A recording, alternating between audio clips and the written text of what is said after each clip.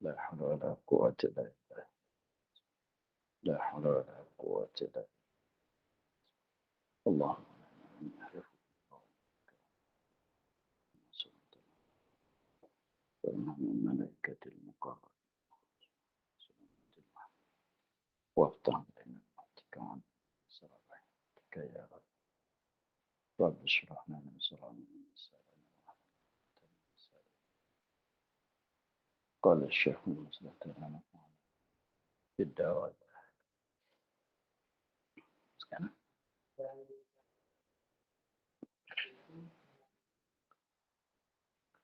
Dan disyaratkan menutup aurat itu dari atas dan pada kelilingnya, tiada pada pihak bawah.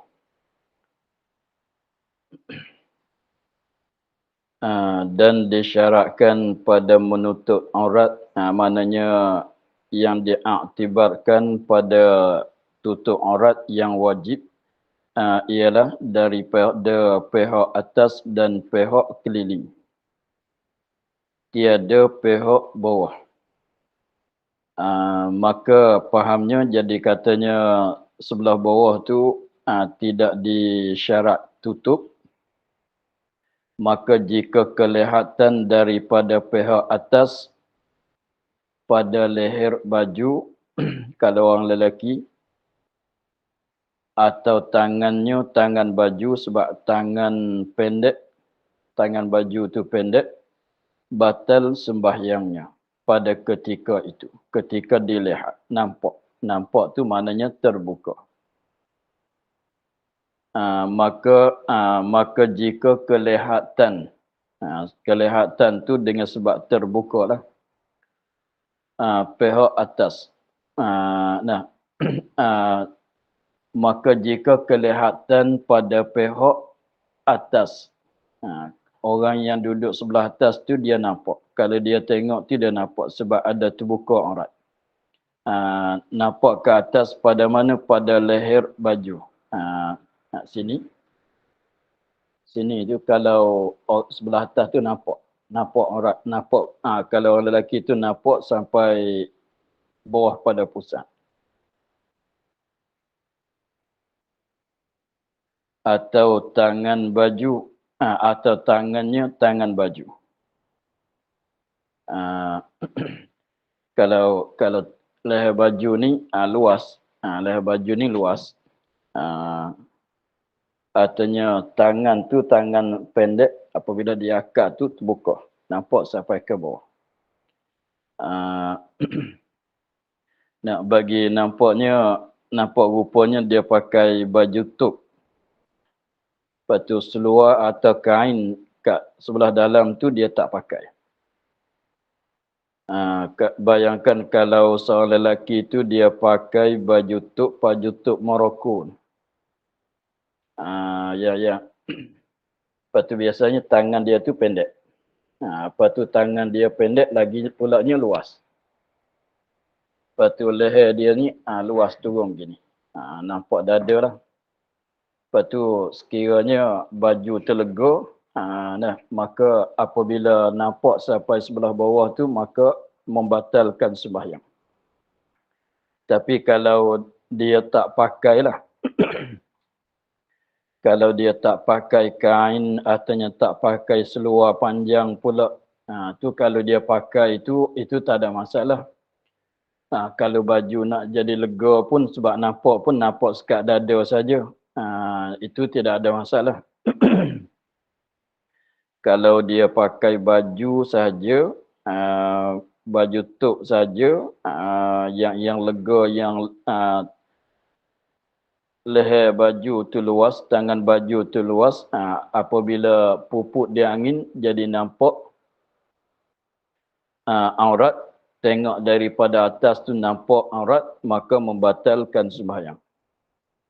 Ini rupanya begitu. Tapi kalau kita pakai kain pulaknya, artinya pakai seluar pulaknya, atas pada pusat, maka nampak sekat perut, nampak sekat dada saja. Tak nampak sebelah bawah pada pusat, itu tak mengapa. Ni dia pakai baju top selai saja.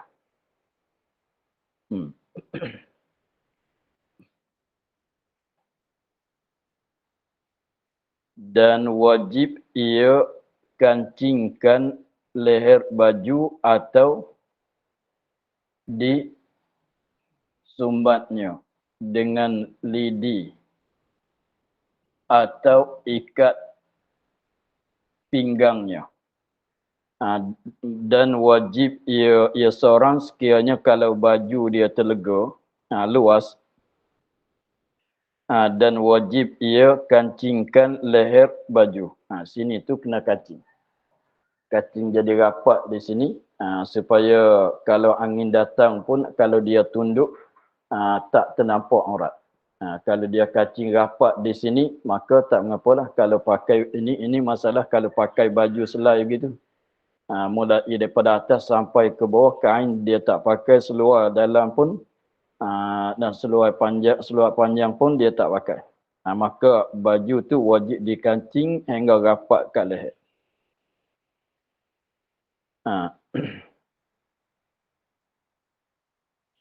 Dan wajib ia kancingkan leher baju kalau pakai baju selai lah.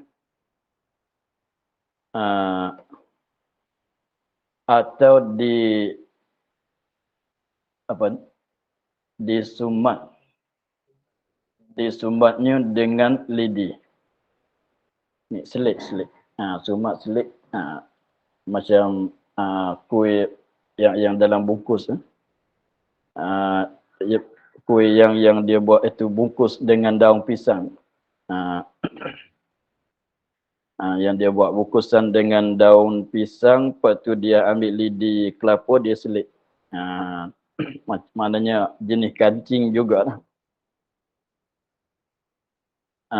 Dengan lidi dah. Atau diikat pinggangnya. Atau diikat pinggang. Jadi sebelah atas pada pinggang. Jadi contohnya kalau dia pakai baju top selai saja. Seluar dia tak pakai. Kain dia tak pakai. Lepas tu leher baju tu lega. Maka dia kena cari kain atau tali ikat sini. Kena cari tali ikat sini. Tali ikat atas pada pusat.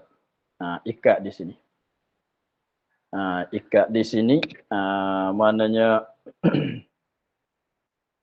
sebab kalau leher baju lega, kalau dia tak ikat maka akan nampak sampai ke bawah.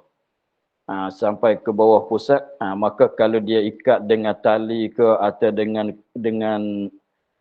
kain surban ke apa-apa sajalah. Tapi jangan ikat betul pinggang bawah pada pusat tu, nanti nampak aurat lagi. Maknanya, tapi panggilan tu panggil ikat pinggang. Dia pakai tali pinggang ke, artinya tali betul-betul. Atau artinya guna surban ke, apa-apa kain ke, ikat. Tapi ikat tu betulan dengan pusat pemadai, artinya atas pada pusat. Itu lagi puas hati. Itu kalau dia pakai kain pun, kain tu pun kena letak atas pada pusat. Kalau pakai kain belikat, itu pun kena letak atas pada pusat. Dah. Atau pakai seluar tu pun kena letak atas pada pusat. Sebab takutnya terbuka. Kalau kita nak pakai kain bawah pada pusat boleh. Nak pakai seluar tu bawah pada pusat tu boleh. Tetapi sini kena ketat. Jangan terbuka. Kalau baju tangan panjang macam ni, itu tak ada masalah. Sebab kalau kat ni tak nampak malaikat ada terbuka. Kalau baju, kalau rapatnya begini, kita rapatnya begini, kalau tunduk pun dia tak nampak. Kalau rapatnya begini. Itu kalau nak pakai kain, pakai seluar bawah pada pusat, atau tak nak pakai kain, tak nak pakai seluar pun, boleh. Sebab tu kalau kalau tak ada apa benda tu kena kacin bagi rapat kat leher, artinya selit dengan lidi, artinya ikat, cari tali, cari apa, ikat. Supaya kalau terbuka baju pun, kalau lebih laginya pada masa dia tunduk nak rokok. Kalau dia ikat tu, jadi maknanya nampak sakat dada, sakat perut atas pada pusat saja. Maka itu tak ada masalah.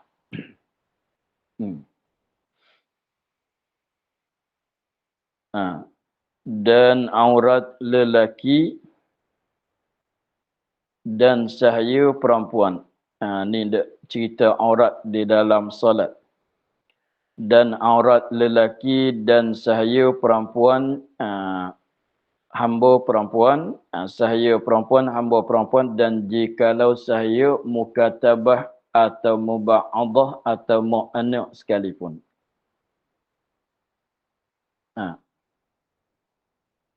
Saya mukatabah tu maknanya hamba yang penghulunya kata kau kalau kau dapat bayar bulan ni 1,000 dan bulan depan 1,000, engkau jadi merdeka. Kau kalau kau dapat bayar ke aku bulan ni 1,000, bulan depan 1,000, engkau jadi merdeka. Maka apabila penghulu kata begitu, maka dia pun terima. Maka dia duduk di dalam masa mukatab, dalam akad kitabah. Dalam masa nak cari duit untuk nak bayar kepada penghulu tu, dia katakan hamba mukatab. Kalau dia dapat bayar, maka jadi merdeka. Kalau tak dapat bayar, maka jadi hamba balik. Maka itu katanya hamba mukatab. Atau muba'adah, maknanya hamba tu separuh hamba, separuh merdeka. Atau mu'anak. Jadi maknanya hamba yang dapat anak dengan tok penghulu.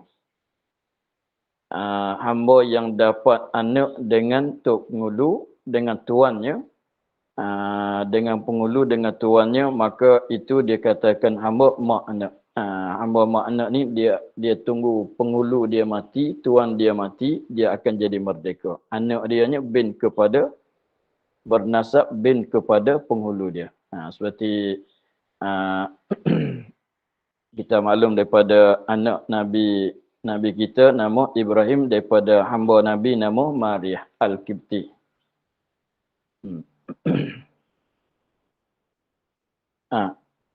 Walaupun hamba tu hamba perempuan, tu hamba mukatabah atau muba'adah atau mu'anak sekalipun, maka aurat dia sama dengan aurat lelaki, ialah antara pusat dan lutut. Antara. Jadi maknanya pusat tu tak masuk. Lutut tu tak masuk. Tak masuk dalam aurat. Begitu ya. Pusat tu tak masuk dalam aurat. Lutut tu tak masuk. Jadi maknanya barang antara. Barang yang antara pusat dan lutut. Barang antara pusat dan lutut. Itu aurat lelaki. Aurat lelaki dan perempuan yang hamba. Perempuan yang hamba.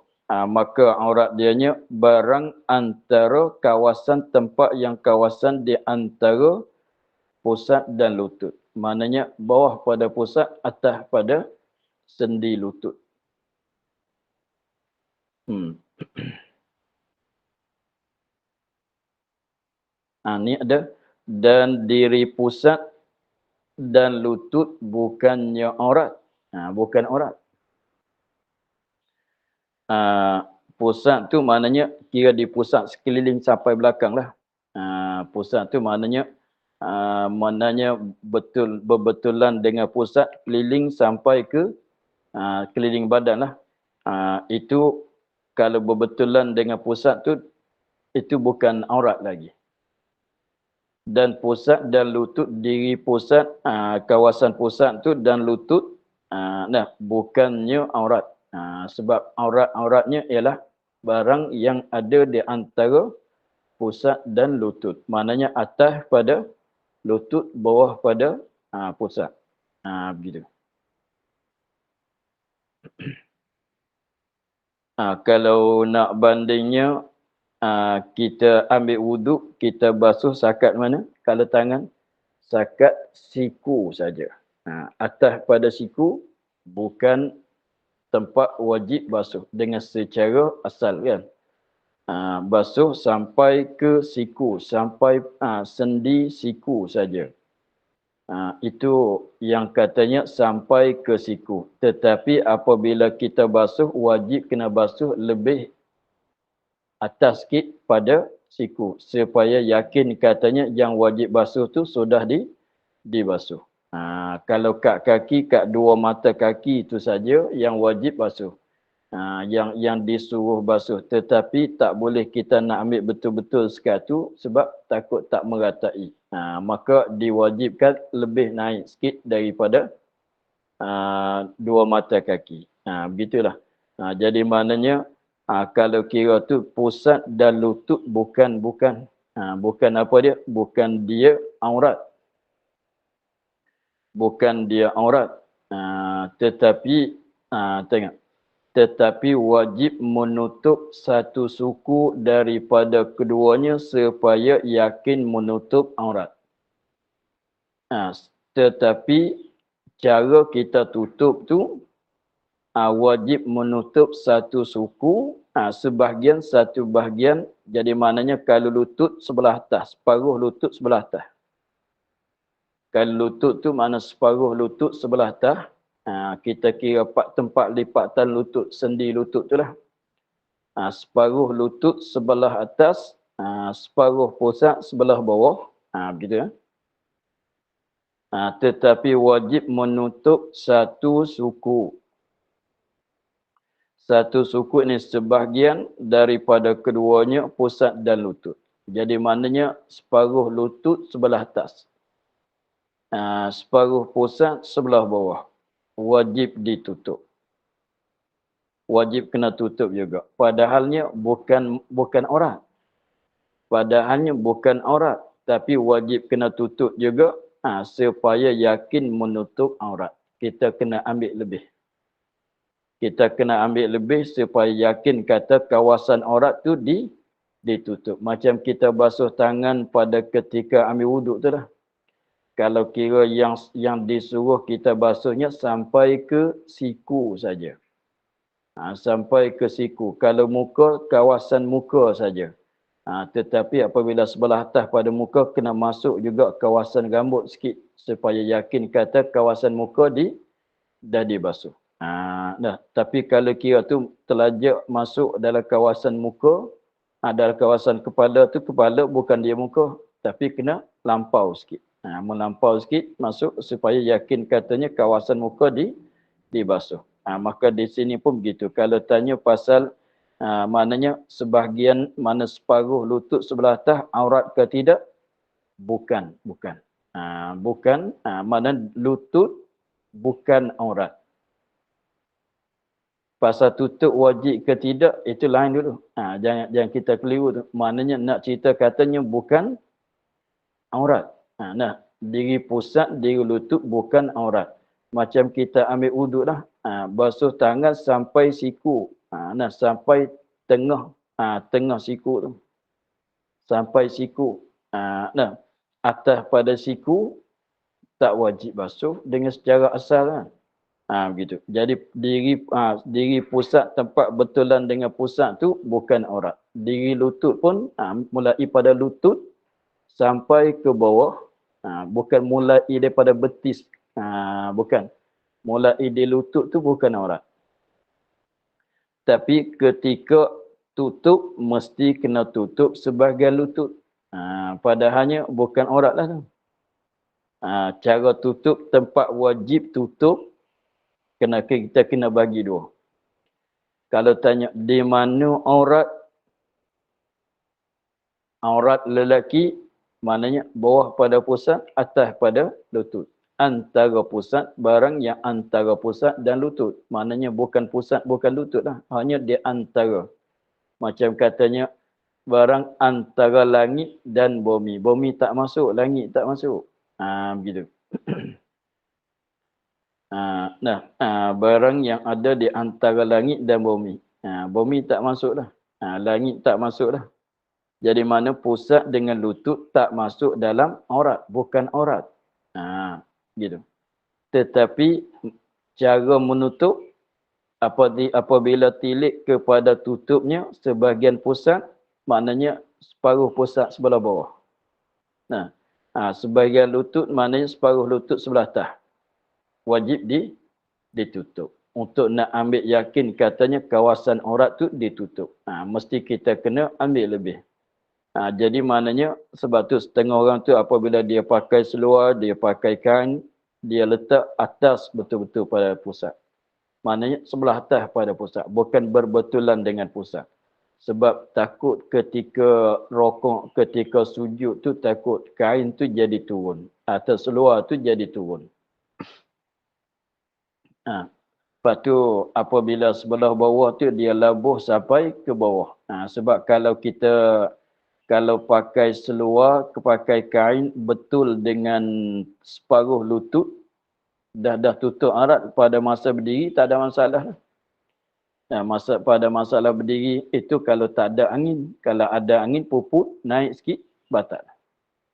Sebab tu kita melabuhkan kain.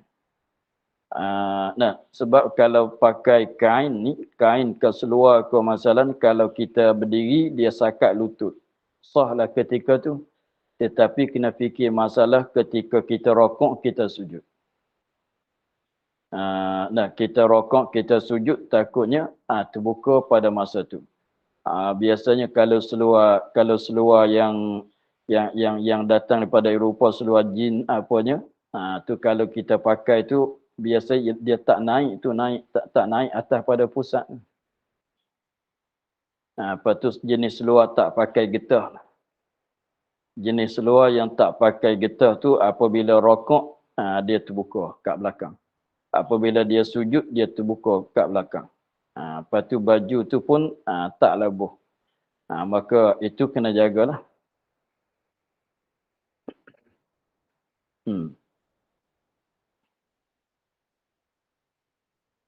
Jadi maknanya kesimpulannya antara lutut dan pusat itulah aurat. Tapi wajib tutup sebahagian pusat, sebahagian lutut tu wajib ditutup supaya yakin katanya kawasan aurat tu dah ditutup. Tak terbuka pada masa kita salat daripada awal sampai akhir. Dan aurat perempuan yang merdeka. Sebab perempuan yang hamba dah itu tadi sama dengan orang lelaki. Mana dada tu kalau nisbah bagi perempuan yang hamba bukan dia aurat. Bukan dia aurat. Tapi orang lelaki ajnabi tak boleh nak pandang. Tak boleh nak. Itu nisbah katanya aurat yang wajib tutup di dalam solat bagi hamba perempuan antamu dengan aurat orang lelaki. Begitu. Itu aurat nisbah solat. Adapun nisbah bagi orang lelaki yang ajnabi, tak boleh nak pandang, tak boleh nak tengok. Tengok. Dia katanya dan aurat perempuan yang merdeka, ni untuk orang perempuan yang merdeka saja. Jadi sekali lagi masalah lelaki merdeka atau hamba sama. Aurat dia tu sama. Nisbah bagi orang lelaki, aurat dia antara pusat dan lutut. Tak kira kata dia tu merdeka atau orang hamba. Tetapi aurat perempuan, merdeka hamba itu, orang merdeka, orang hamba itu berbeza. Maka ini perempuan yang merdeka jikalau belum balik. Jikalau belum balik.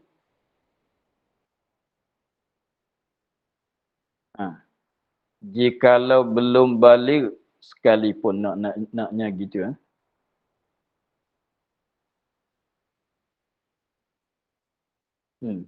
Jikalau belum balik kena ada tambah sekalipun. Jikalau belum baligh sekalipun. Nah, jikalau belum baligh sekalipun di dalam sembahyang dan tawaf sekalian badan, melainkan muka dan dua tapak tangannya, dah. Jadi begini, masalah kanak-kanak yang belum balik, aurat dia pun begitu juga. Sekalian badan juga. Jadi kanak-kanak yang belum balik pun kena tutup juga di dalam solat. Dengan maknanya, kalau dia tak tutup sekalian badan, melainkan muka dan dua tapak tangan, solat dia tu tidak sah. Bukan wajib, bukan berdosa, tak berdosa masalahnya. Bukan berdosa, tak berdosa. Nak berdosa macam mana, dia orang tak mukallaf lagi. Tetapi dengan maknanya kanak-kanak perempuan kalau dia solat nampak rambut lagi atau mana-mana kawasan yang wajib tutup tu terbuka, maknanya solat dia tu tidak sah. Lepas tu batal sembahyang kalau dia tak qada tak apa pun, berdosa ke tidak atas dia? Tidak berdosa. Begitu. Tetapi wajib di atas sebab apabila sampai umur berapa tahun, wajib kena suruh solat. Wajib di atas ibu bapa kena suruh dia solat. Maka apabila nak suruh dia solat, kena bagi dia tutup aurat macam orang balik.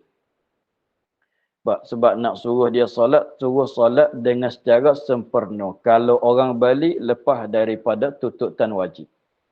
Maka kanak-kanak yang tak balik lagi, apabila disuruhkan dia solat, apabila dia nak solat, nak bagi sah solat dia tu mesti kena tutup aurat macam orang balik juga. Bukan nak cerita pasal wajib tak wajib. Nak cerita pasal sah tidak sah. Kalau dia tak balik sekalipun tetapi tidak tutup aurat macam orang balik, maka tidak sah sembahyang dia. Sebab sembahyang ni mulai sah sembahyang kanak-kanak yang tamyiz, kalau cukup syarat dan rukun, sah. Begitu dah. Itu maknanya jikalau belum balik sekalipun, kena tutup sekalian badan juga. Macam orang yang sudah balik. Aurat perempuan di dalam solat. Masa dia solat. Di dalam solat dengan maknanya yang diwajib tutup ketika dia solat. Dan tempat yang wajib ditutup ketika dia solat. Itu maknanya aurat di dalam solat. Aurat di dalam solat maknanya tempat yang wajib dia tutup ketika dia solat. Ialah sekalian ketika dia solat dan ketika dia tawaf. Sekalian badannya, seluruh badan. Malaikan mukanya dan dua tangannya. Malaikan muka dan dua tangannya. Tapi dua tangan tu sakat mana nanti kita cerita balik.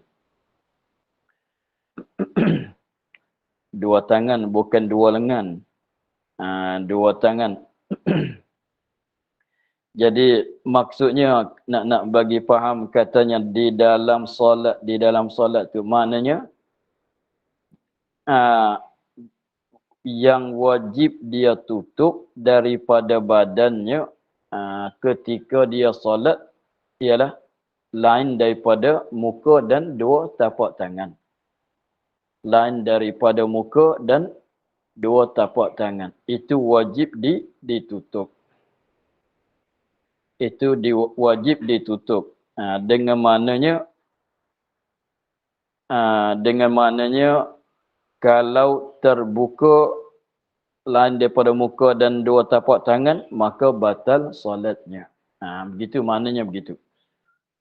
Tetapi nisbah pandangan orang ajnabi sekalian badan lain.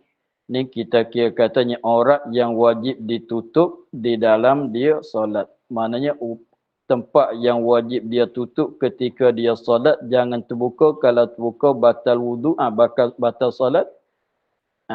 Sebanyak tu. Jadi maknanya lain pada muka dan tapak tangan. Itu maknanya aurat perempuan yang merdeka jikalau belum balik. Jikalau belum balik sekalipun, jadi maknanya sama.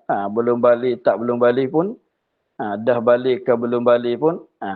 Di dalam solat, di dalam sembahyang dan tawaf. Maknanya ketika dia tawaf dan ketika dia sembahyang, tempat yang wajib dia tutupnya lain pada muka dan dua tapak tangan. Sekalian badan, seluruh badan.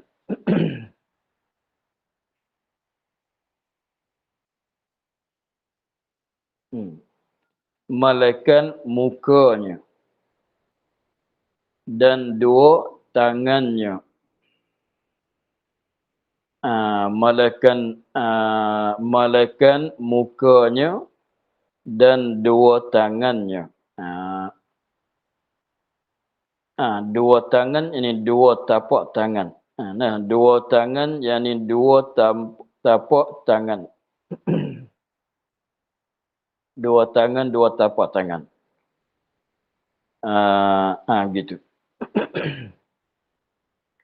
Lepas tu masalah,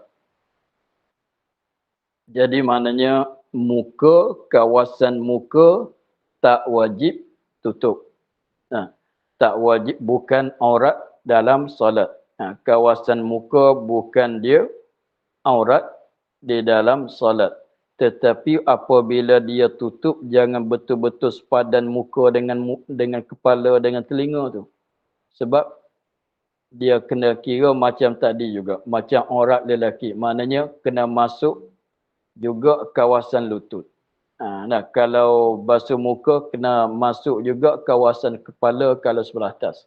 Maka apabila tutup aurat tu, jadi nak bagi yakin katanya kawasan kepala dia tu ditutup, kawasan telinga dia tu ditutup, maknanya jadi mana bawah sikit, mana dia kena tutup, masuk dalam kawasan muka tu kena tutup. Supaya kawasan aurat tu yakin kata ditutup. Mala yatimul wajib illa bihi fahuwa wajibun. Tak sebenar-benar wajib melainkan dia dengan dia, maka itu benda tu, itu perkara tu wajib. Dua tangan badal zahirnya dan batinnya. Dan zahirnya, batinnya. Dua tangan, yakni dua tapak tangan. Kita tafsir begitu. Dan dua tangan, yakni dua tapak tangan. Dua tangan, dua tangan, yakni dua tapak tangan. Zahirnya, ni zahir sebelah ni. Ni zahir sebelah ni. Sebelah ni, sebelah zahir. Batinnya, ni sebelah ni. Sebelah ni, sebelah batin. Sebelah ni, sebelah batin. Lepas tu sebelah ni, sebelah zahir.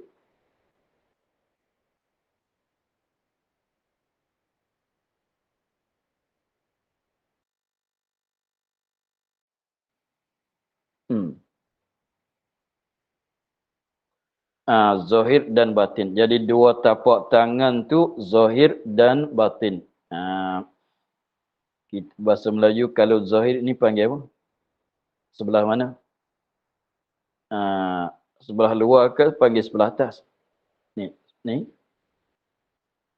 Sebelah ni zahir. Sebelah ni batin. Kalau tapak kaki itu senang. Ketika kita berdiri, atas tu zahir, bawah tu batin. Senang nak panggil. Kalau tapak kaki itu atas dan bawah. Bahasa Melayu kita. Tapi tapak tangan ni, zahir batin tu panggil apa? Jadi maknanya dua tapak tangan, dua-dua belah tu lah. Dua tapak tangan, dua-dua belah, sebelah kiri, sebelah kanan. Lepas tu zahir dan batin. Maknanya itu tak masuk. Jadi tengok. sebelah zahir tapak tangan tak masuk dalam kawasan wajib tutup. Batin tapak tangan pun tak masuk dalam kawasan yang wajib tutup. Angle pergelangan tangan. Tapak tangan tu angle sampai kepada pergelangan tangan.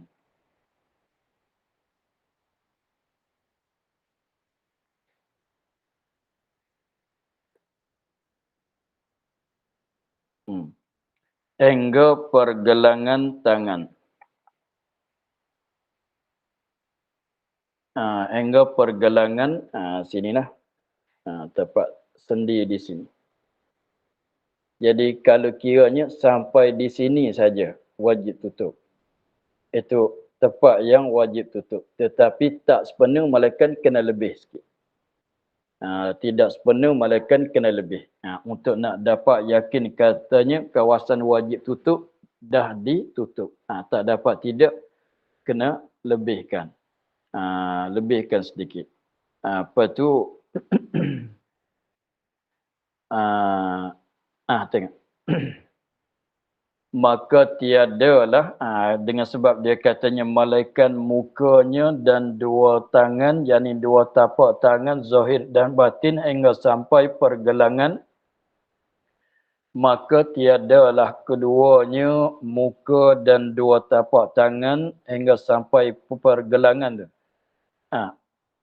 Maka tiadalah keduanya, mana bukan aurat. Itu bukan aurat. Muka dan dua tapak tangan zahir dan batin sampai pergelangan itu bukan aurat. Sebab hajat, kenapa bukan aurat? Sebab hajat membawa ia hajat kepada membukakan keduanya. Sebab hajat orang kitanya kena buka dua tapak tangan dengan muka, sebab muka jangan tutup, nanti nak ada hajat kepada muka, sebab nak tengok jalan, nak tengok apa kan. Kalau kata muka tu wajib tutup, makanya kena tutup sampai mata jugalah. Sebab mata duduk kawasan mana? Kawasan muka. Tengok, kalau katanya ambil wuduk, wajib basuh. Belum basuh tangan, kena basuh muka. Wajib kena basuh muka. Bibir mulut kena basuh ke? Hidung kena basuh ke? Mata kening kena basuh ke? Wajib kena basuh kan?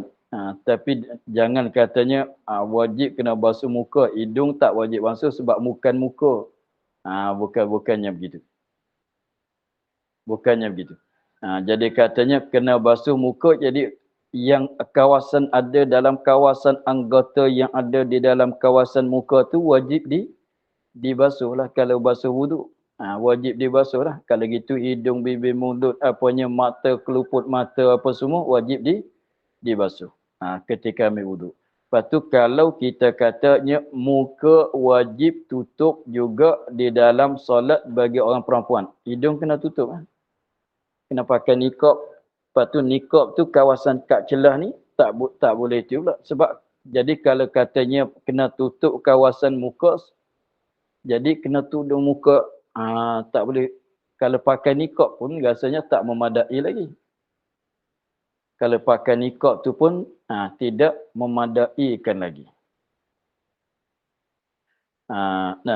Sebab dahi masih nampak lagi. Kalau pakai niqab antara mata tu masih nampak lagi kan. Kalau katanya apa dia? Kalau katanya kalau katanya muka diwajib ditutup, jadi maknanya susahlah. Sebab tak, mata pun kena tutup juga. Lagi pulanya dalam bab tawaf, orang perempuan yang ada di dalam ihram, haram di atas mereka, di atas orang perempuan tutup akan muka. Haram tutup muka. Pakai niqab tu tak boleh. Pakai niqab tutup muka, pakai niqab tu tak boleh. Jadi maknanya muka tu tidak wajib ditutup kerana ada hajat. Lagi pulanya dua tapak tangan tak ditutup, tak diwajib tutup juga sebab ada hajat nak kena guna, nak pegang tu, nak pegang ni kan. Sebab tu tak wajib ditutup. Inilah nisbah kepada sembahyang. Adapun nisbah pada nisbah memandang ajnabi, maka sekalian diberi perempuan aurat. Maka sekalian diri perempuan aurat. Haram memandang sama ada perempuan yang merdeka atau saya orang.